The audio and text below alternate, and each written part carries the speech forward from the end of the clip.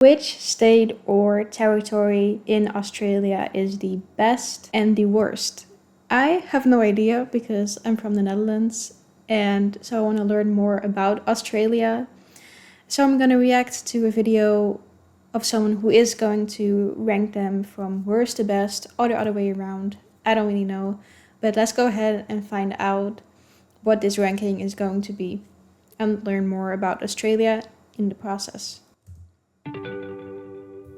Do you love to curse, enjoy large empty swaths of extremely hot desert, and want to increase your risk of skin cancer? Well, then you might be a feral camel, in which case you're likely already in Australia. And if you're not, why haven't you moved here? With gorgeous beaches, incredible cities, great healthcare and education, and some of the most unique ecosystems and wildlife not found anywhere else on Earth, the land down under is one of the best countries to live in. But while this giant island continent country, is around the same size as the contiguous United States, it has just 1/13 the population. And over half of the 25.9 million Australians reside in just 3 cities. But doesn't Australia have like 6 states and 2 major territories? Why don't people spread out more? Well, Mr. Camel, because most of the country gets so hot that you'll end up looking like this guy if you spend 5 minutes outside. So unless you actually are one of the 1 million feral camels that call the outback home, you'll probably want to stick with 85% of Australians who live within 50 kilometers of the coast. Doesn't like every state touch the ocean though? How do I know which is best? Find out as we rank all 8 Australian states and territories from worst to best. And let's hit 5,000 likes for a video on the 10 best cities in Australia.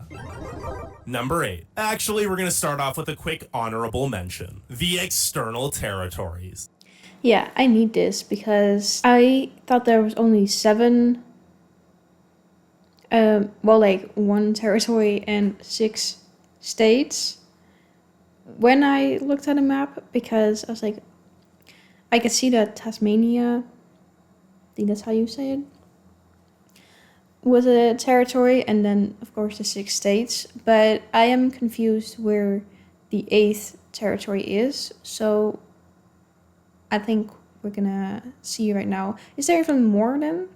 Because in the title it says 8, but I really don't know honestly how many there are in total, but that's why we're doing this. That's right, Norfolk Island, Christmas Island, the Cocos Islands, and a few other islands that no one lives on. I didn't forget about you. Now don't get me wrong, these aren't terrible places to live and are breathtaking with plenty of endemic species and extravagant landscapes. Christmas Island's nickname is actually Australia's Galapagos due to its unique red crabs, booby birds, flying foxes, and hundreds of other animals and fauna found throughout the tropical jungle and surrounding coral reef. And the largest and most inhabitable of these islands, Norfolk Island, is home to the tallest pine trees in the world, beautiful beaches and rolling pastures, and some of the rarest birds. If you don't mind a very slow-paced lifestyle with few modern conveniences, and most things being more expensive as they have to be shipped in, the external territories might seem like paradise. But considering they all have a combined population of only around 5,000, the extremely isolated lifestyle... That's crazy. 5,000 in total amongst those, I think he said 3 territories? Damn. Style isn't for most.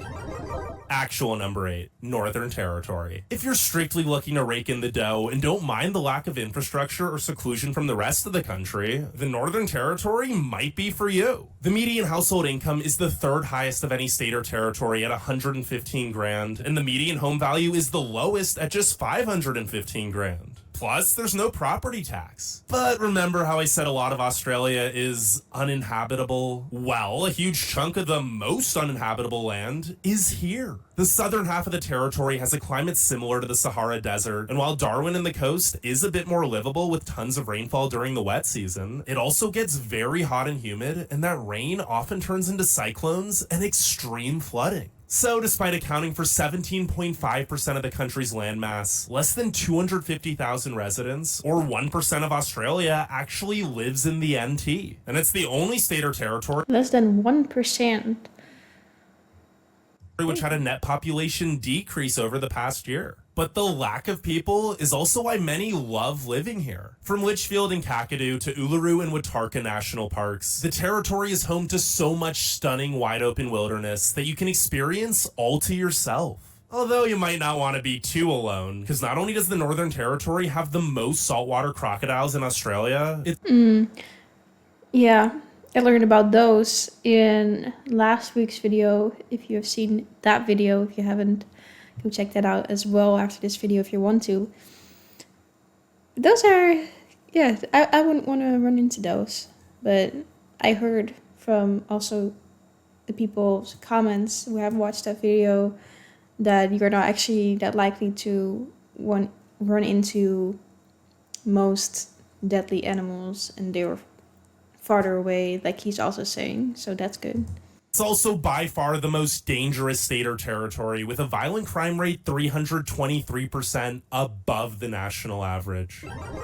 Number 7, South Australia. While the Northern Territory is home to some of the highest wages in the nation, South Australia has the second lowest median household income at just $98,500 and the highest unemployment rate at 4.4%. But if you're someone who prefers the simple life and community over vibrancy and wealth, the Festival State is a wonderful place to settle down. It's home to so many charming suburbs and beach towns, over 5,000 kilometers of pristine coastline, the best wine in the country, and hardly any crime. And with below average fuel, grocery, and utility costs, and Hold on. Why is there the most crime in the northern part then? If there's the least people and the highest wages, that wouldn't really make sense to me in my head, but if you know, then do let me know in the comments. median home value of just 565 grand, South Australia is actually the cheapest state. And Adelaide is the cheapest capital. Sure, Adelaide's also likely the most boring city with over 1 million residents and a bit behind the times with supermarkets still closing at 5 p.m. on weekends, for example. But that's also by design. Adelaiders love that their home offers all of the amenities of a city, with great food, museums, parks, festivals, and a few unique attractions like the Adelaide Central Market, while still maintaining its small town charm with hardly any traffic and where everyone knows everyone. Not to mention, it's easy to navigate with no toll roads and a beautiful beach or waterfall hike being just a 20-minute drive from the city center. 20 minutes from the city center is crazy. I can see the appeal. Number 6. Queensland. Queensland is Australia's most popular holiday destination, and for good reason. It's incredibly safe, has the most national parks, and with scenery as diverse as the Great Barrier Reef, Daintree Rainforest, Porcupine Gorge, and Lamington, Girrawin, Garingan under a volcanic black... This is just stunning and crazy to me, being from the Netherlands, where we just don't have any of this. The closest that we have is like in Germany. I've been to waterfalls in Germany, but this is crazy to just have that close to your home. It's wild. Down tablelands and great sandy national parks, not to mention the only Everglades ecosystem outside of Florida. It's debatably the most beautiful state. And if you prefer a more chill vacation, the Sunshine State also offers plenty of theme parks and resorts in the Gold Coast and over 13,000 kilometers of jaw-dropping beaches. So while many used to only holiday here, that's quickly changing as more people learn of Queensland's exceptional small cities and towns. In fact, it's now the fastest growing state and one of only 2 states where over half the population doesn't live in the capital. And it's not because Brisbane sucks. It's actually often ranked as the most livable city in Australia, as it's not nearly as congested or expensive as Sydney or Melbourne, while still offering legit big city amenities and experiencing rapid growth, especially with the Olympics coming in 2032. But while Queensland's economy is the second fastest growing of any state, it still has some catching up to do, with the third lowest median household income of just $105,000. Because of this, and the fact that the housing market is booming with a median home cost of $788 grand, the Sunshine State has the highest poverty rate at 13.5%. Number 5. Tasmania. Tasmania feels nothing like the rest of Australia. And that's because it isn't. An island located around 200 kilometers south of the mainland, the smallest state by both size and population, is home to so many otherworldly and unique landscapes and species not found anywhere else. Not to mention, it rarely ever gets hot and has the cleanest air on Earth. But not only On Earth. I really just want to experience that for for myself one day. For example, right now I'm in Vietnam, and in the Hanoi area, a little bit outside of or just really a bit outside of the actual city center. But when we do go to the city center, you can really tell just even that there already the air is so much different than here when we're like 40 minutes away from the city center, and you can tell when you're breathing it feels a little bit different. But yeah, so I really want to experience that for myself one day, just how good the air quality can be. I feel like it will be pretty life-changing to experience.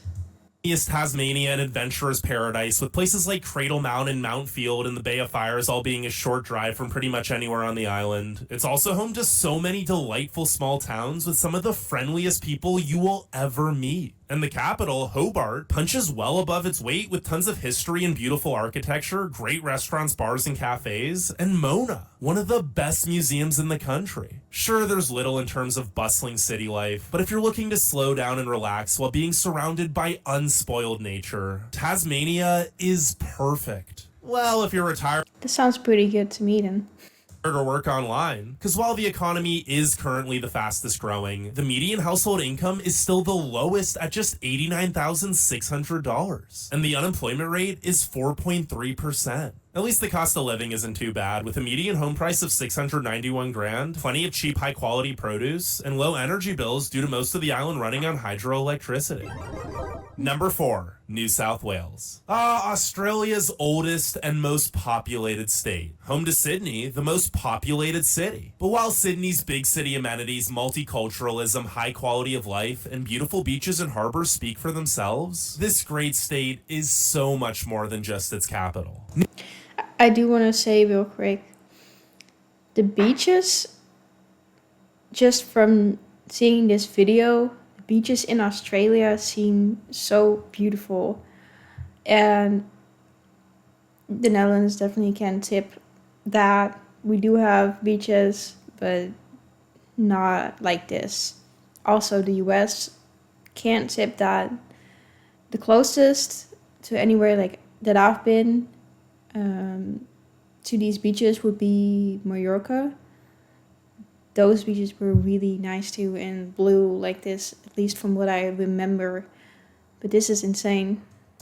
New South Wales spans over 800,000 square kilometers and is packed with 18 diverse bioregions ranging from sandy deserts to lush rainforests, rugged mountains, rolling hills, grasslands, rivers, and coast. Yeah, did you know this, and this are all within a 2-hour drive of Sydney? That's so crazy to me to conceptualize. We don't have that variety in the Netherlands. Like, we have beaches, we have forests, we have hills a little bit in the south, in Limburg. That's a province in the south of the Netherlands. And we have dunes, stuff like that. But that diverse and so extremely different, that's something that I really admire, and that's really cool to me, is that you can just see all these different landscapes in such a short amount of time. You just have access to that, because I would say I'm more of a nature girl than cities and buildings, especially just skyscrapers. I'm not really that big into those, but yeah, I love nature like that. So that to me would seem like a very big privilege, and I love that for Australia.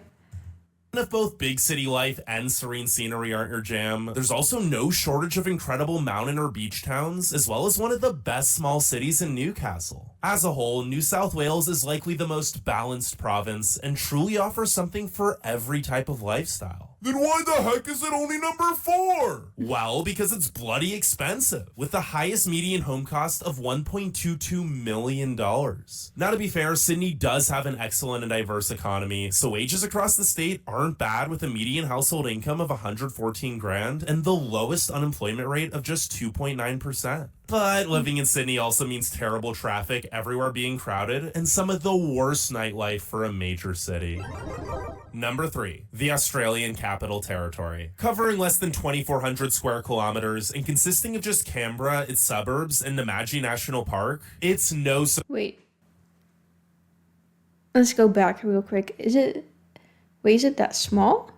Number 3, the Australian Capital Territory. Covering less than 2,400 square kilometers and That's crazy. I didn't know that was a territory. consisting of just Canberra, its suburbs, and Namadgi National Park, it's no surprise that many Australians never even think of visiting the place. And that's honestly a shame, because sure, Canberra isn't exactly the most exciting city, seeing as it was entirely planned with the sole purpose of serving as Australia's capital, but it's still one of the most livable cities in the world. With the second lowest crime and unemployment rate in the country, the highest median household income at $150,000, and by far the lowest poverty rate of just 5.4%, Canberrans have very little to worry about. Especially since they're close to so many gorgeous mountains with the beautiful Molonglo River running right through town. But while the ACT checks all the statistical boxes, a lot of the city just feels empty with nothing to do if you don't know any locals. The CBD is mostly fields, office buildings, and roundabouts, and while there are walkable areas with shops and restaurants, such as Braddon, Canberra feels a lot more like a collection of spread out suburbs with a few town centers than an actual city. Although, since it is the capital, there are a ton of excellent museums, galleries, and gardens. But a fair warning, Canberra is one of the few Australian cities which gets a true 4 seasons, meaning the winters actually get cold. Number 2, Victoria. When you think of Victoria, you probably only think of Melbourne, aka the true cultural capital of Australia with the best coffee on earth. Seriously, prove me wrong. But while it's nearly impossible to... Yeah, it's a shame that I'm not big into coffee and I don't drink coffee because it gives me anxiety, gives me the jitters. I don't like that feeling. But I'll drink like iced coffee that you can't really even call coffee because there's so little actual coffee in it. But that's the only thing that doesn't give me anxiety. So yeah, unfortunately, that's just something I can really tap into. But if you do love coffee, I'm sure like you want to try that. And I wish that I could, but the anxiety isn't worth it to me. To get bored in Melbourne with its outstanding music and art scene and so many bustling alleyways filled with trendy bars, restaurants, clubs, and cafes. The Garden State is also so much more than just a hipster haven. From skiing in Falls Creek to the penguins of Phillip Island to the stunning ridges of Grampians National Park and cascading waterfalls and rainforests of Yarra Ranges and Otway National Parks, Victoria may only account for 3% of Australia's landmass, but there is no shortage of sensational scenery. Not to mention, it's by far the safest state and home to the Great Ocean Road, the most beautiful drive in the country. But 75% of Victoria does live in Melbourne for a reason. With a stellar job market, world-renowned universities, tons of history, a hip and accepting culture, an excellent public transit, nightlife. This almost seems more European to me.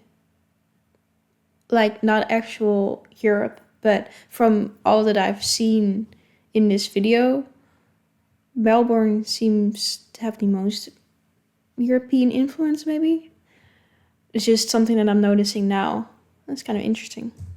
And infrastructure, it makes sense that Victoria's capital is growing faster than Sydney and will likely eclipse its population by 2050, especially since it's cheaper. Although it is still pretty darn expensive, with the statewide median home price being $966,000. Oh, and did I mention that Melbourne can get 4 seasons in 1 hour? Yeah, one time the temperature dropped 10 degrees Celsius in 3 minutes. Now before we get to Hold on, in 3 minutes? That's unheard of. I thought Dutch weather changed quickly, but this is insane. One, make sure you leave a like and subscribe, and let me know what you think the best state or territory is and why. But without further ado, number 1, Western Australia. Bigger doesn't always mean better, but Australia's largest state by total area, accounting for nearly 1/3 of the country, is also the best. Surrounded by 21,000 square kilometers of captivating coast, Western Australia is home to so much enchanting untouched wilderness. But the best thing about living here is that it's still incredibly affordable, with a median home value of just 630 grand, while also having the second highest median household income of 116 grand. Now, this is mainly due to an abundance of mining jobs, which aren't necessarily the most stable, but Perth's job market is growing and diversifying too. And speaking of Perth, it's likely the most underrated capital, with a hip music and art scene in Fremantle, excellent suburbs and beaches, solid public transit, above average nightlife and restaurants, and a relaxed, stress-free lifestyle.